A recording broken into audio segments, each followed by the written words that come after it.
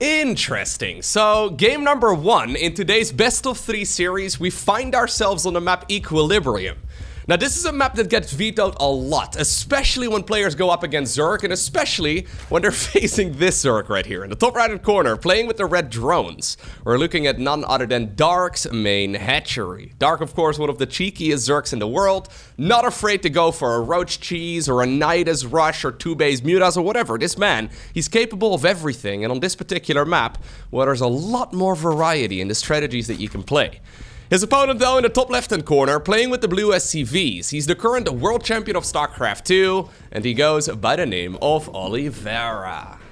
Alrighty, so this particular series was played during the Korean StarCraft League, I believe number 37? It's a weekly tournament in StarCraft 2, and apparently Oliveira in this best-of-3 allowed Equilibrium to be played. So, what exactly makes this map so weird? Well, generally speaking, it's nothing too crazy. It's just that in a best-of-3, you have a lot of vetoes at your disposal. So, usually there's just simply better Terran maps out there. But usually the reason why a lot of players veto this map is because of these bases. There's 2 of them. Obviously, it's in a mirrored location on the other side of the map too, and especially Zergs can make use of this base very easily. There's golden minerals, together with a rich Vespian geyser, and let's just say it creates a lot more variance in the games.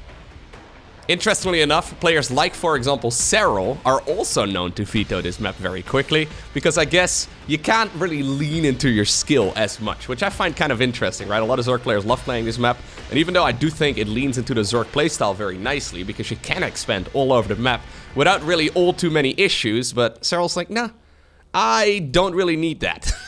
I guess it's just not really something I want to have to deal with. Anyhow, nothing all too crazy here though. Last series I casted featuring Dark going up against a Terran was him facing off against Gumiho. If you haven't seen that series, let's just say that Gumiho, he decided to build a bunch of barracks on the other side of the map. Over and over and over again, to the point where, yeah, Dark, was not having a... I'm not gonna spoil it. No, I'm not gonna spoil it. No, I'm not gonna do it. Anyhow, Oliveira not doing any of it. He decides to touch the watchtower right here for just a moment with the Reaper as it's making its way all the way across the map. We'll probably see a reactor now after the Marine. There indeed it is, and we should see some Hellion play into maybe a Banshee or 2 momentarily. Maybe a Liberator. It seems like Liberators has they've once again gained a little bit of popularity over the last couple of weeks. We'll have to see what Oliveira is currently favoring. Triple CC. Nothing all too weird over here. So a big macro start here at the very least for our Terran player from China. Interestingly enough, by the way, Dark has decided to go for the 3rd base over here. So not making use of that golden base, even though it's, well, right next door. I guess he's gonna take it as his 4th base? This is surprisingly conventional so far for Dark. Cyclone's coming up on the other side of the map in the meantime. That's an interesting one. Obviously, the Cyclone is pretty good, but normally you would be going for, yeah, a starport at this point. It's gonna really cut into your gas income at this point. I guess Roach aggression has just not been very popular over the last few months, and Terran players are really getting away with a lot more greed than in my mind they should be able to. I think it's about time Zerg players start punishing these very greedy openers. So this is triple CC. 1 Reaper, 1 Marine into double Cyclone production, and no flying units on the horizon at all. I think he's just gonna go straight into Stimpec as soon as he's got the gas for it, while pumping out a bunch of Cyclones. I mean, I guess the new Cyclone is pretty good though. Oh, getting the Overlord would be real nice. Not gonna happen.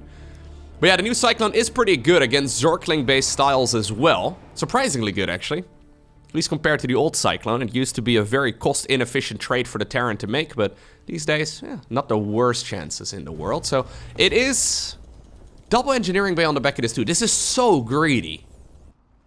I don't think it's gonna be too long, guys, until we see Zerg players once again put down a Roach Warren at 3.5 minutes. They go for an extra gas geyser, and they will just simply walk all over these Terran strategies, because the Terrans really are getting away with murder here, over and over and over again. This is bad. This is still really bad here for Oliveira. Yeah, without the speed upgrade, both Cyclones end up going down, maybe even the Reaper. Yep, he will not be able to escape with his life either. 1-1 upgrades before Stimpec. Okay, Dark has decided that it's time for a Nydus Worm. His lair was nice and quick. Maybe this wasn't the original plan, but at this point, I mean, I kind of feel like a Link Flood alone can win the game. Maybe I'm mistaken, but Oliveira here wants to play the big macro game, but it takes two to tango, right? I wouldn't be surprised at all if Dark is just gonna be able to overwhelm and just swarm all over this Terran player. Oh my god, more Cyclones. Well, at least one of them here gets surrounded. Looks like the other one will stay alive for now, but at the cost of a bunch of SCVs. Main base is wide open. I'm not in love with any of this. Alright, well there's the Nydus network. It's just outside of the vision rays of Oliveira. I was wondering if maybe we would go into the main base. Another Cyclone here falls. Oliveira doesn't see this, but he will hear the scream here momentarily. And that means that there's going to be tons of Queens and Zerglings knocking at his front door. Second Nydus goes up in their main base. And if you go for this greedy of a start and you lose your first couple units for essentially free, there's just no way to stay in the game. So I was thinking about the more classical all-in with Roaches, Ravagers, and a bunch of Zerglings, but maybe the version that Dark just went for is actually a little bit more reliable against a very greedy Terran builds. Either that, or he just saw the amount of units his opponent had, and he killed, well, both of the Cyclones and the Reaper for essentially free, and he's like, you know what, there's really no way that I'm not gonna be able to win the game if I go for a Nydus Worm here instead. So maybe the original plan was something like Nydus. But yeah, he saw an opportunity, and he took it right away. Game number 2, we find ourselves on the map Oceanborn, and it's gonna be a double Reaper start right here for Oliveira. One thing to note, by the way, I just brought up that Dark versus Gumiho series. In that particular match, remember the scouting pattern that these Overlords took? Not the case here against Oliveira. So Dark just sending this first Overlord essentially straight across the map. And the same can be said, I guess, for the second OV. It's not scouting for any proxy wrecks. So the way that Dark was scouting in that series against Gumiho was, well, very specifically against Gumiho. Alrighty. Command Center starts up here eventually on the low ground. How many Reapers will we make? Normally, we see triple Reaper, but recently I've seen a lot of Terrans go for 5 Reapers in total. Certainly a chance as well that we're going to see that in this particular match, yeah. It looks like that will be the case. The nice thing about 5 Reapers is that sometimes you can actually kill your opponent's third base. How do I know this? Well, I've played against it a bunch myself on the ladder, and I've lost my third base to 5 Reapers. It's one of those things, right? As a Zerg player, you're looking at this, you're like, ah, this is cute, but 2 Reapers, 3 Reapers, they're never really gonna be able to kill the third. And then the 4th Reaper and the 5th Reaper shows up. We're actually going a lot more. What the heck is this? 6 Reapers? Okay. Well, there is a certain point as well where giving up the third is not even that big of a deal. Triple CC on the back of this, now finally a factory, and Dark sees it all. If Dark can keep this third base alive, we may once again be in a situation like we were in the previous game. Okay. Whoa. You see Brenda right there accepting her fate? Okay. It's kind of sad. Kind of sad for the Queens. There she goes. That's Karen, floating to the surface of Oceanborn.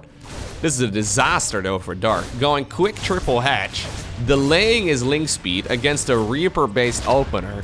There's really no way for Oliveira to know whether or not the Zerg delayed their link speed. All he really sees is the timing of the third hatchery, but that doesn't really tell him too much. I think this might honestly just be game. Well, maybe not yet, but it's not like Dark is going to GG out. But this is such a substantial deficit for the Zerg that it's very difficult to come back. Yeah, Metabolic Boost is gonna finish up now in 5 seconds. Unless he gets like a full wraparound and can clean all of this up super quickly, I'm not in love with it. Oh, look at the drone, ready to sacrifice itself as well. He's looking for another queen and he gets it. Excellent control right here, coming out of Oliveira. Okay. Yeah, so eventually the Reapers go down. So this was 6 Reapers. That's a bit funky.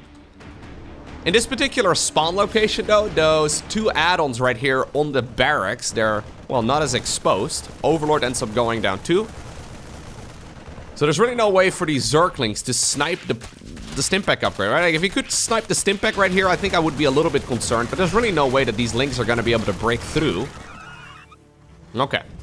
6 Overlords coming up all at the same time here for Dark in a position where you really can't afford even just 2 Overlords. He needs to play catch up here, and making 6 OVs after hitting a supply block is just a little bit too much. Interestingly enough, it's not going to be a switcheroo right here on the starport with that reactor. I assumed we're going to yeah, pump out 2 of those medevacs at the same time. Oliveira had the resources for it. Instead, we choose to start flooding a bit of gas. Maybe he's gonna... No. I thought maybe he's gonna switch it over right now and go for 2 medevacs before moving out. Okay, so instead what we're doing here as Oliveira is like a delayed marine push. So this is kind of interesting. Dark is not taking the bait, however. Okay, so the reason why this is curious to me is because this really looks like a marine drop follow-up. So a marine drop would hit, well, right about right now with about 16 marines, 2 medevacs, and Stimpec. Zerg would need about 30 Zerglings against that. This is now a delayed attack right here for Oliveira. Albeit one where he does have an armory finishing up, and the armory is going to allow him to morph in Hellbats. I think this is still enough for the Terran.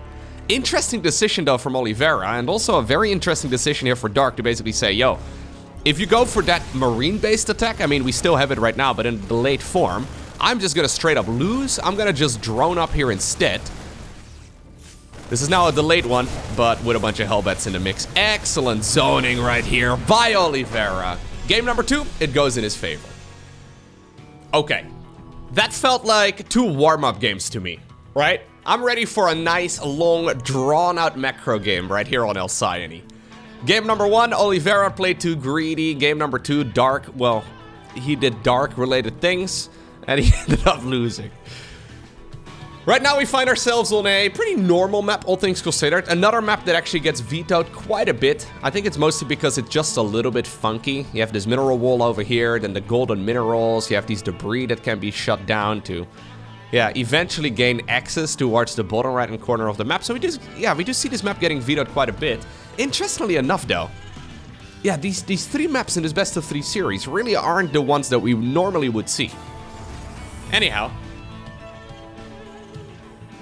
Yeah, we kind of see the same maps, usually at least in the best-of-3, repeatedly, over and over and over again, but apparently not in Dark versus Oliveira. There is also like a veto meta game, where you try to predict, of course, what your opponent is going to be vetoing, and you decide what you veto based off of what you think your opponent is going to veto, so there's certainly some mind games going on there as well.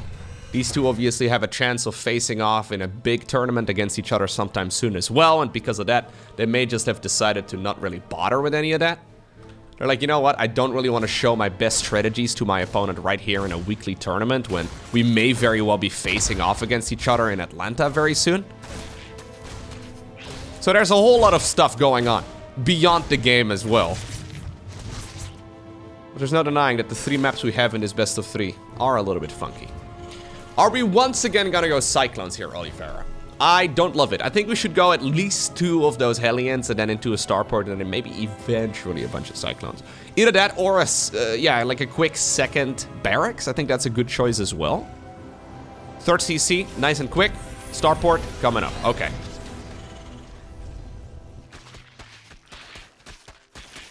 I think you're fine against basically all roach-based aggression as Terran, as long as you go for a benchy follow-up. So that's the style that Clem likes to play in the vast majority of his games. We would see a tech lab right here, there we go. So you go Hellions, you go benchy. It's a safe way to open up triple CC. And it's one of the reasons why a lot of Zergs no longer opt to go for any sort of roach-based aggression. But I guess now in this particular series so far, Oliveira is only going for it when he absolutely needs to, which makes it very tricky, right, for a Zerg.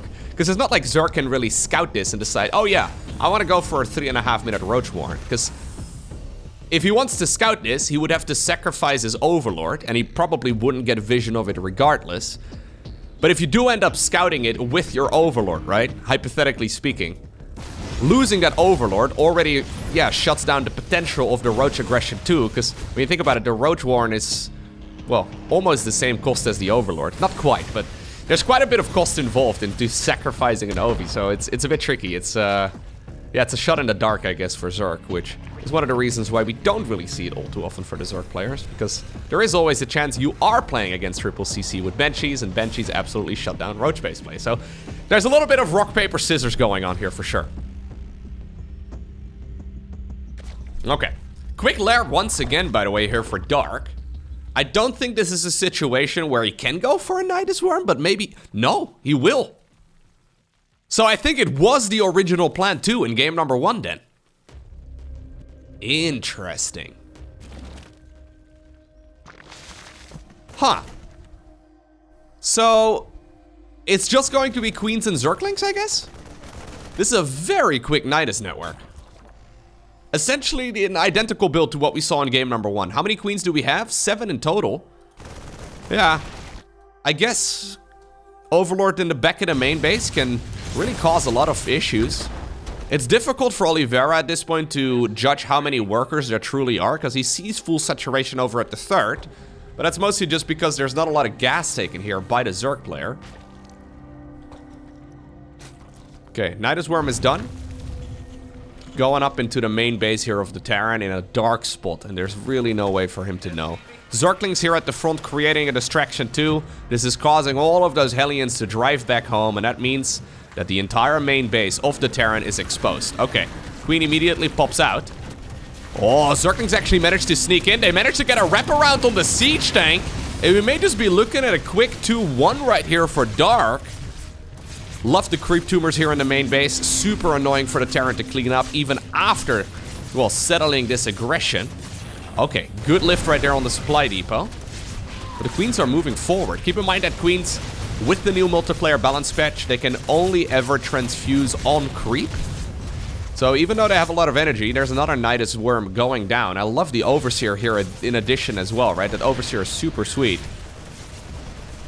The idea being, I guess, if this would have been Cloak Banshees, he would have been able to shut it down. Siege Tank number 2 also is going to at least take a lot of damage, but it lives. Very good crisis management here, actually, from Oliveira. Like, there's a Zerg infestation everywhere, but he's handling this like a champ so far. Pulling the workers, lifting the structures. It's now really only the queens that remain. You know what? That was actually really well handled by Oliveira. What has he actually lost? We'll check out the units lost tab here in just a moment. Okay, he decides to scan, getting rid of some of the creep. I don't know if he's really in a position where he can stim forward and kill all of those queens. Siege tank number 2 in the main base right now, already targeted onto those low HP queens here. I think it's time to leave, yeah. Beautiful defense right there by Oliveira. He lost 13 SCVs in total here. That's not a whole lot. Cheeky follow-up here as well, by the way, from Dark. So he decides to go for a Ling Queen Flood, and then he follows it up with a Roach Warren and double upgrades? You'd imagine that going Roach, well, Queen into the Nydus would be a little bit of a better choice, but maybe trying to just sidetrack his opponent a little bit, throwing a bit of a curveball. Zerglings, okay, trying to see if maybe they can sneak into the base, I would imagine. They see this move out. That was honestly very well handled right there by Oliveira, though. It's very easy to lose 30 plus workers there. And ultimately, this is still triple CC Terran. So I think, yeah, as the dust settles here for this particular attack, Oliveira actually finds himself with an income advantage. Okay. Big Terran attack, though, going across the map. Keep in mind that he hasn't seen any roaches yet. At least I don't think he's seen any of them. So Corrosive Biles could just be the end of this fight. Okay, it's actually no Ravages just yet. Instead, he decides to come in from as many different angles as possible, splitting up the roaches to negate as much splash damage as possible too. Queens have a bunch of energy still available, so they will be able to transfuse each other back up to full HP. Okay, reinforcing roaches will soon be popping out. Is there enough right here for the Zerg to hold on?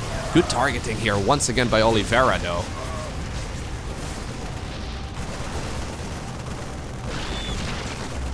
Very nice. That's another queen. Beautiful. So 12 queens have fallen in this game. 94 Zerglings. Alrighty. In the meantime, we've got ourselves the 2-2 upgraded, or the upgrades rather, started up at a very good time as well. I wouldn't be surprised at all if Dark is going to start up 2-2 at the same moment as soon as he can, but yeah, it's going to be a little bit still until 1-1 here for him finishes. A 4th hatchery. Yeah, it's been up and running for a little bit, so at least that's nice. But we're only talking 69 workers. That's nice too, don't get me wrong. It's just really not sufficient for the Zerg player to go toe-to-toe with the current Terran economy. There will be a follow-up attack here from Oliveira, I believe when 2-2 is done. And that is gonna hit like an absolute truck. That will likely be a maxed out Terran force. Unless he decides to do that Clem-esque style where he just starts piling on the pressure here. Apparently Dark's means to come back into this game. It's tunneling claws together with the Roach Burrow. There's indeed +2. I expect a +2 armor here as well. We have some money for it, Dark. He just didn't start it up yet. Okay, he's got it selected now. Okay, good. Important not to forget about those upgrades. One active creep tumor apparently ended up getting sniped here. Marine attack on the left side will be deflected. But this is mostly just a dance here for the Terran. Any value at this point is good. The real attack will come when 2-2 finishes. 4th command center, by the way, as well, so this is not going to be an all-in. Neural Parasite. Alright. Well, I mean, I guess we're going, yeah, Infestors. We have Burrow, we have Tunneling Claws. At least very soon we will. May as well get some Infestors going, too. One way to get back into the swing of things, of course, as Zerg. Well, it's both Fungal Growths as well as, like, Neural Parasites on, for example, ooh, that's a mistake. Okay, he's fine. Neural Parasite on a bunch of Siege Tanks. Ghost Academy coming up here, too. Generally, we don't really see it until 4 base saturation, but I think in this case, it's a good timing. There's 2-2 done. You know what? Oliveira is actually playing this very cautiously. I'm a bit surprised by that. He could have been maxed out at this point. Instead, he decides, you know what? I'm going to play this relatively slowly. One Roach here does see this entire army moving across, and this is going to be do or die right now for Dark. A very difficult army to stop. Roach over here, blocking that base for just a little bit. But this is one hell of a Terran army. +3 starts up in the meantime here as well for Oliveira. Okay, Siege Tanks on Siege. Dark decides to push forward. Big Fungal Growth over here, but nice splits here as well by the Terran. Medivacs desperately trying to heal up as many of those biological units as possible. Dark just sort of spreading around all of those biles of his. A lot more Terran reinforcements are now coming across the map as well. I do think that's the right call. There they are. Even using their Stimpaks to get here ever so slightly quicker. Those Infestors are making it difficult, though, here for the Terran player to really engage. Always concerned about a potential Fungal Growth. So he's almost pre-splitting his army. Okay. Yeah, Dark is still going to be forced to give up on this base. The one saving grace right here for the Zerg is that he never started up, the Terran that is, the +3 armor. Scanner at the bottom also gets rid of another base that was currently building. So this attack was still a success, but not necessarily a lethal push right here for Oliveira. Still though, he's managed to reduce the Zerg economy right now to only 3 bases. New expansion starting up over here on the left side of the map. These Marines apparently, and Marauders, left behind. They're not going to be able to go home. Sorry, lads. But at the very least, they ended up dealing a lot of damage. Yeah, Dark's got a triple expend. So 3 hatcheries here, because he needs to build up his economy. In the meantime, 5th command center coming up. Ghosts are coming. He did not forget about the +3 armor, he just delayed it, so that 2nd engineering bay upgrade is coming up right now too. It's important for Oliveira, though, to not let his foot off the gas, because this is Dark cutting a couple corners. He doesn't really have a proper tech transition, so I think ultimately he wants to go into, like, Hydra, Lurker, Viper. Yeah, that's sort of the transition we're starting up right now. He's going 3-3 research, but this is essentially all the money that Dark has. Now, those Infestors, though. Yeah, just the fact that they're out on the map, super difficult, right, for the Terran to actually push forward. This expansion can easily be cancelled. I don't think Dark really wants to try and defend it. No, I think cancelling it is the right call. If Oliveira can snipe this base, that would be massive. Because that would mean that Dark, at most, is going to be on 4 bases, which is 1 base less than the Terran. Even if this base does not go down, I think this is a very good situation for Terran. But it looks like he is going to be able to force the council there. So now Terran is a base up on the Zerg. Excellent aggression right there by the world champion once again. Alright, now Dark is very good at wiggling his way out of these sorts of scenarios, but there's no denying that he is significantly behind at this point.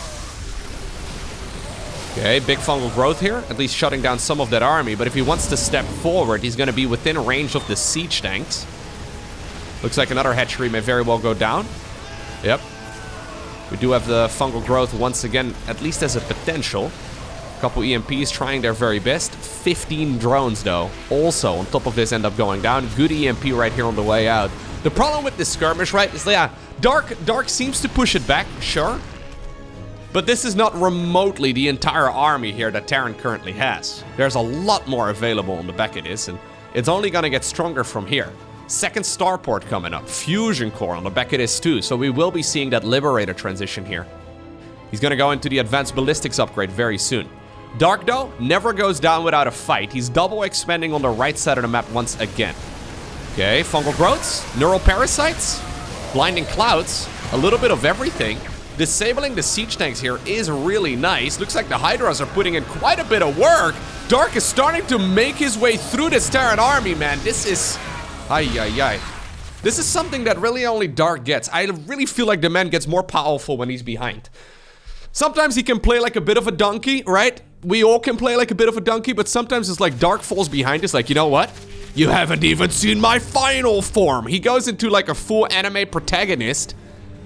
He just gets more powerful over the course of the game. It'd be nice if he didn't need to fall behind first for that to happen. He's gotta summon the power of the universe. If this was Dragon Ball Z, Dark is currently screaming, okay? 2 episodes in a row. He is trying his very best to go full Super Saiyan here. And this is scary though, for the Terran. That being said, one thing that did go really well in that fight for Oliveira is he got rid of all the spellcasters. So the Infestors are gone, the Vipers at this point are gone too, so it's really just Roach Hydra. Or really just Hydras. Not a unit composition, really. It's just one unit. Hard to call it a composition. Dark does have some gas in the bank though. Would not be surprised at all if he does mix in a couple more spellcasters here momentarily.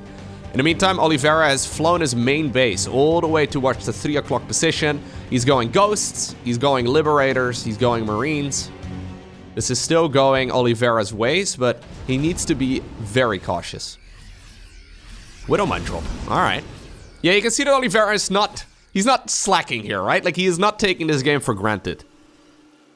He's looking for more follow-up damage, because he knows how scary Dark can be. So, Viper Infestor +2 melee, or +1 melee, rather. And eventually a Baneling Nest. Interesting tech transition right here from the Zerg. So Hydroling Bane. I guess against Mass Ghost it does make a lot of sense, and we really are at a lot of Ghosts at this point. Okay, Fungal Growth here at least right before that Infestor ends up going down. Siege Tanks trying their very best, losing the high ground vision, however. Medevac ends up going down. Widowmine drop here in the meantime at the bottom of the map, trying its very best to get some damage done. Lovely work here by Oliveira. I really like the way he's approaching this. Yeah, we see it all the time, right? The Terrans start almost like taking their win for granted.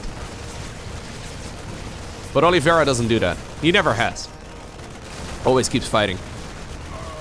And this is a painful loss actually for the Zerg. Like, he will win this fight, but at the cost of quite a few units. At least he gets the Medevac on the back of this. I think Dark at this point needs a Fungal Growth on the Ghosts. Like, if he can get a Fungal Growth, maybe some Abductions on the Liberators, this is still a playable game for him. But he's been up with his back against the wall for the better part of 10 minutes now. And he's still in the game, right? Like, that's the most impressive part.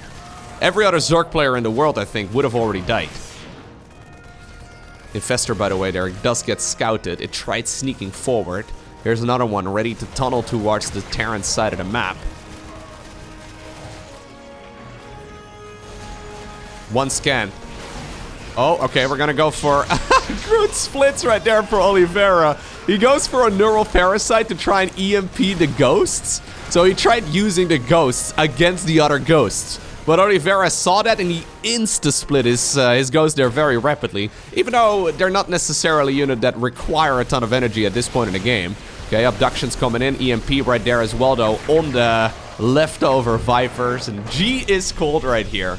Honestly, an amazingly well-played game right here from Oliveira. Remember, this started with a Nydus worm cheese. And he basically has never let his foot off the gas ever since that point.